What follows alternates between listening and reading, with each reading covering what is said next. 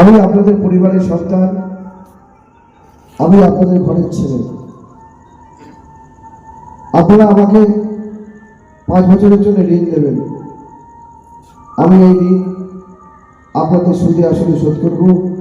আজকে এই বাড়িতে রাত্রি 9টা বাজে আপনাদের কাছে আমি প্রতিশ্রুতি দিয়ে গেলাম।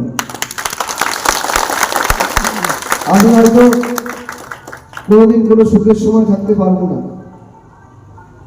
কিন্তু রাত্রি 2টো হোক, 2:30 হোক, এই গ্রামের মানুষ বিপদে থাকবে, আমাকে ফোন করবে, আমি বাড়িতে শুয়ে থাকবো। এটা হতে পারে না। আমি আসবো আপনাদের কাছে। এই কথা আমি জগৎবল্লভপুর অ্যাসেম্বলি জুড়ে বলছি।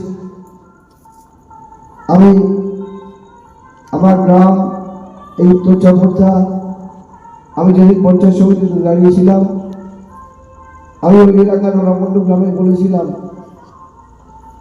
যে আমি তোমাদের স্বাধীনতার পর যে কাজ হয়নি, আমার পঞ্চায়েত সমিতির এত ক্ষমতা নেই, এত ফান্ডিং নেই, এত অর্থ নেই, কিন্তু আমি 5 বছরের টার্মের আগে আমি তোমাদেরকে একটা কাঠের বীজ থেকে একটা কংক্রিটের বীজ করে দেবো।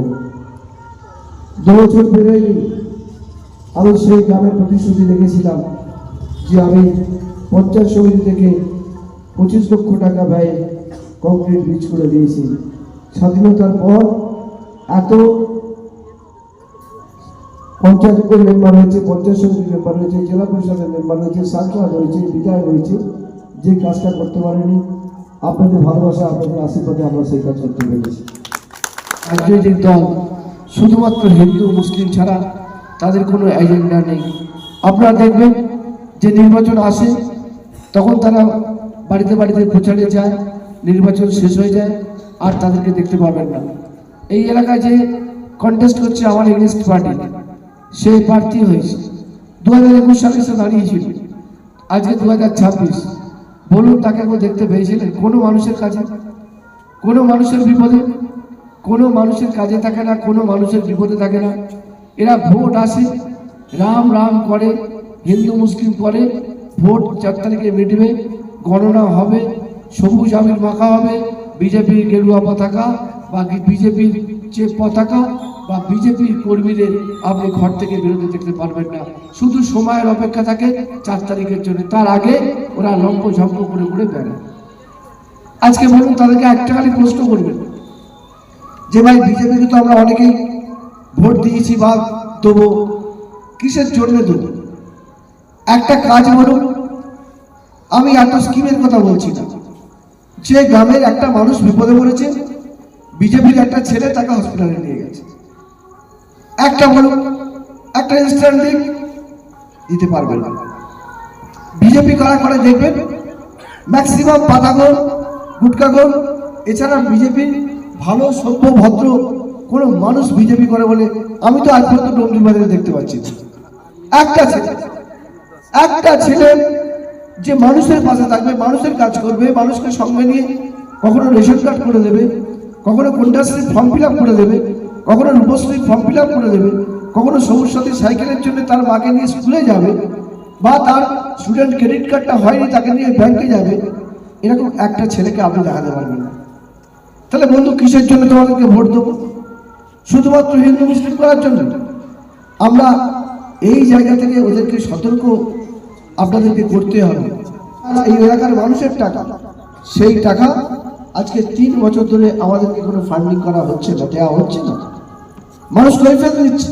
কেন? মানুষের কাছে তো আমরাই যাই যে দাদা আমার জলের পাইপ লাইনটা গেল না কেন, আমার ট্যাপটা জল পড়ছে না কেন?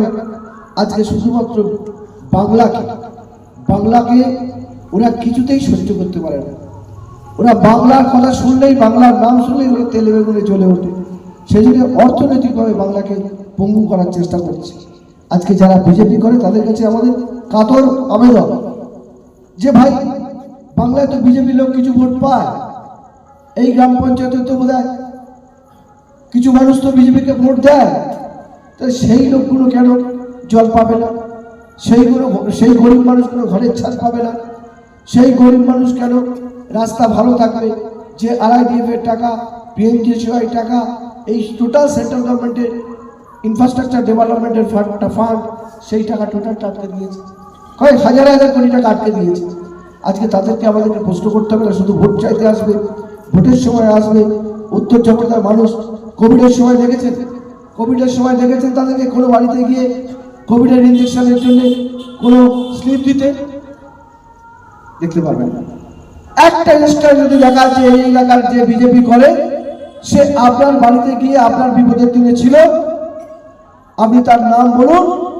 আমি চ্যালেঞ্জ করছি, এখানে যদি বিজেপির কোনো নেতা মাতব্বর থাকে তাদের সঙ্গে বসতে রাজি, যে বিজেপির সরকার এই আমাদের 15 বছরে বাংলাকে কে দিয়েছে, বাংলার মায়েদেরকে দিয়েছে, বাংলার উন্নয়নে কি কাজ করেছে, বাংলার বিপদের সময় তারা পাশে ছিল কিনা, এইটা তারা এসে আমাদের সামনে বলুক।